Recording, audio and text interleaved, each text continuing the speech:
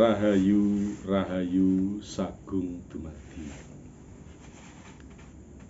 Sobat Siromo, semoga panjenengan dimanapun berada senantiasa dirahmati Allah Subhanahu wa Ta'ala dan tetap beriman bahwa sesungguhnya tidak ada yang pantas disembah dan dipercaya selain Allah. Dan ajaran Muhammad adalah ajaran yang hak, yang sebenar-benarnya, yang pantas kita teladani. Maka tidak salah apabila kita senantiasa berkirim sholawat kepadanya dengan ucapan Shollu ala Nabi Muhammad. Saudaraku, berbicara tentang ajaran Rasulullah, kita pasti mengingat jejak-jejak langkah yang akhirnya diturunkan kepada para wali 9. Dan di antara wali ada yang tidak diakui atau tidak disukai keberadaannya. Ya, ini salah satunya Syekh Lemah Bang, atau lebih kita kenal dengan Syekh Siti Jenar. Namun sebagian orang masih mengagungkan bahwasanya ajaran Syekh Lemah Abang adalah ajaran kemakrifatan. Ya, benar, tidak salah. Namun pada masa itu ajaran Syekh Lemah Abang apabila tidak bisa kita menerima atau kurang faham, kurang kuat iman kita akan tergelincir dengan ajaran-ajaran yang sebenarnya tercampur oleh aliran tantra. Berbicara tentang kebatinan Syekh Lemah Abang berarti kita harus berbicara sebuah aliran yang berkembang sebelumnya, yaitu aliran Tantrayana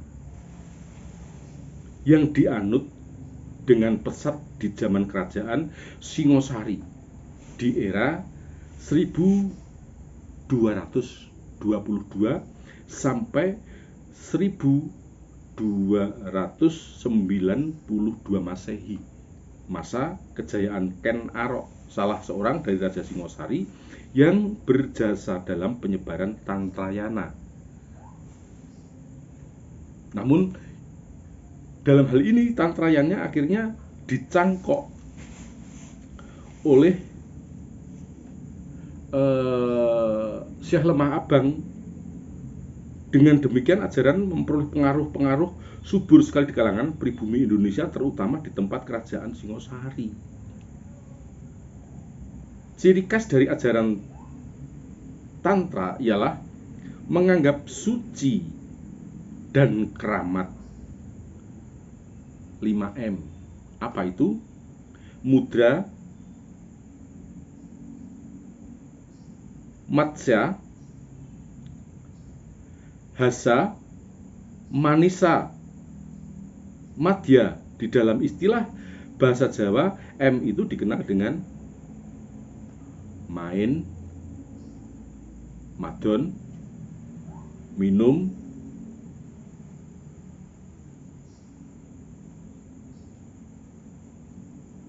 mencuri,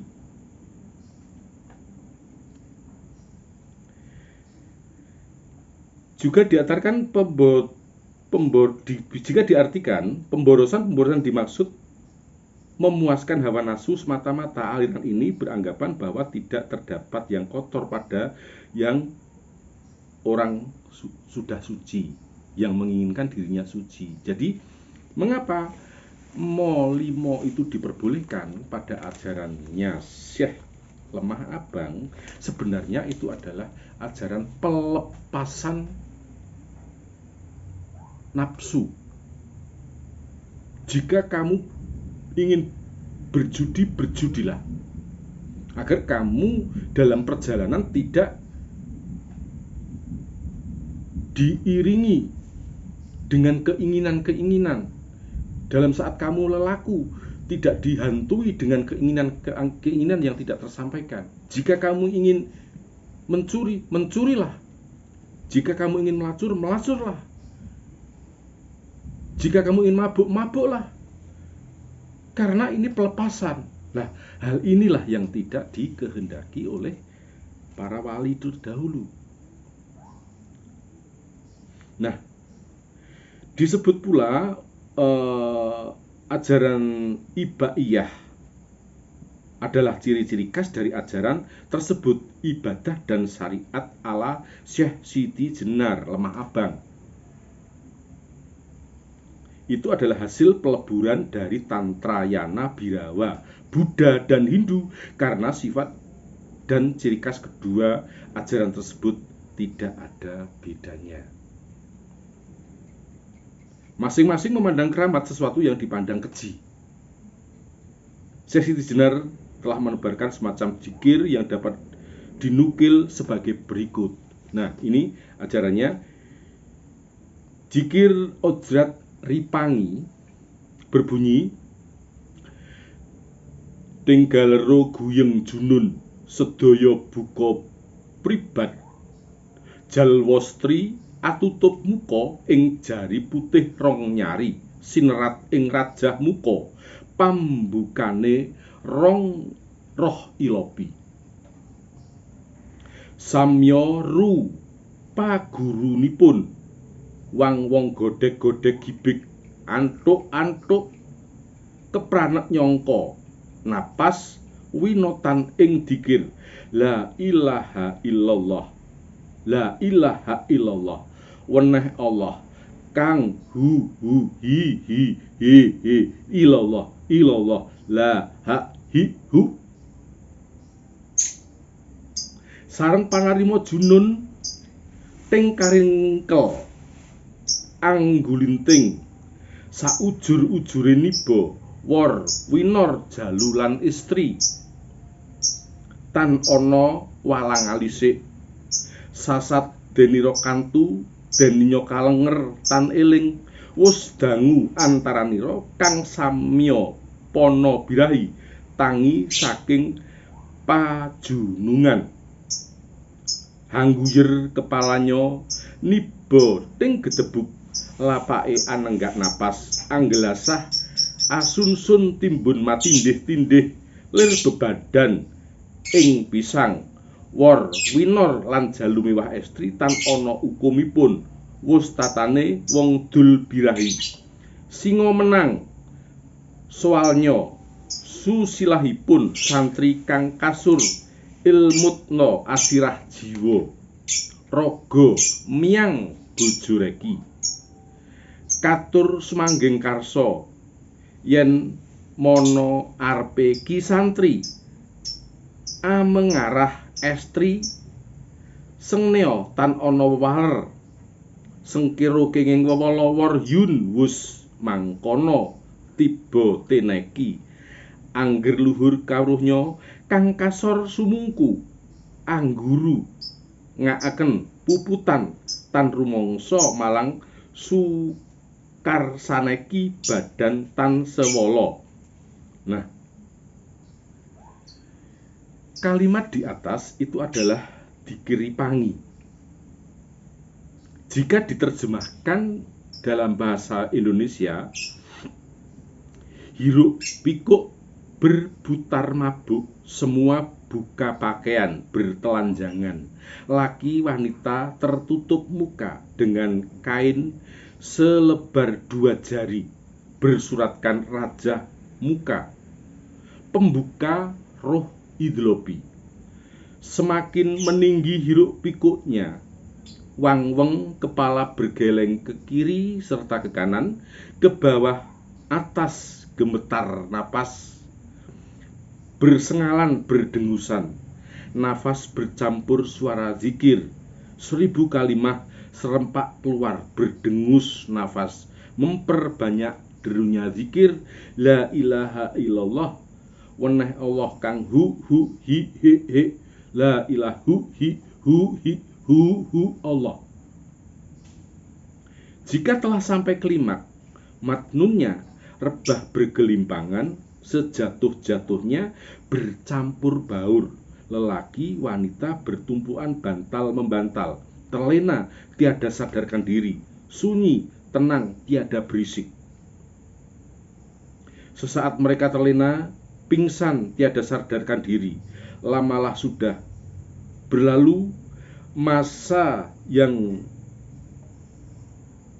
berjalan hingga tenggelam fana dalam fana birahi sadar dari kemabukannya.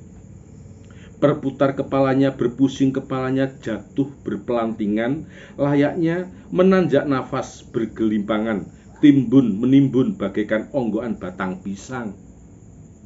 Layaknya menanjak nafas bergelimpangan, timbun menimbun bagaikan onggokan batang pisang, campur baur, susun timbun laki dan wanita, tiada hukum haramnya.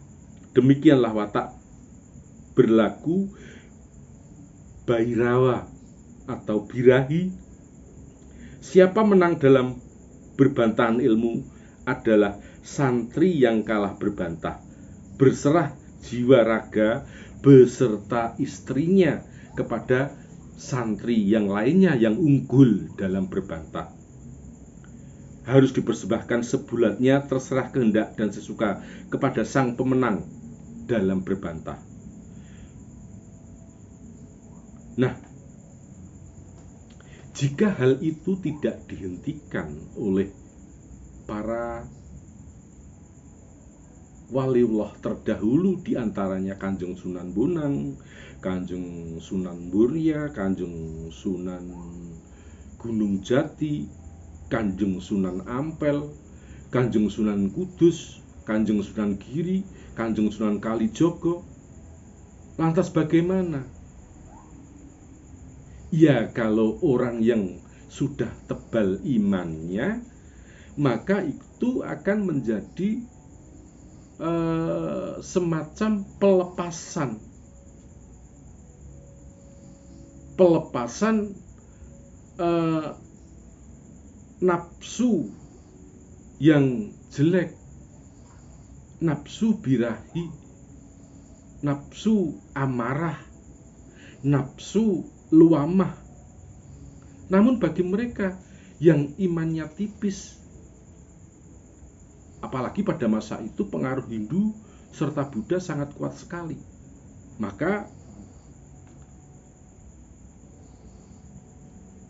dengan kegigihan hati Kanjeng Sunan Kalijogo melarang keras orang-orang Trah Jawa untuk mengikuti jejak beliau Syekh Lemah Abang atau disebut Syekh Siti Jenar.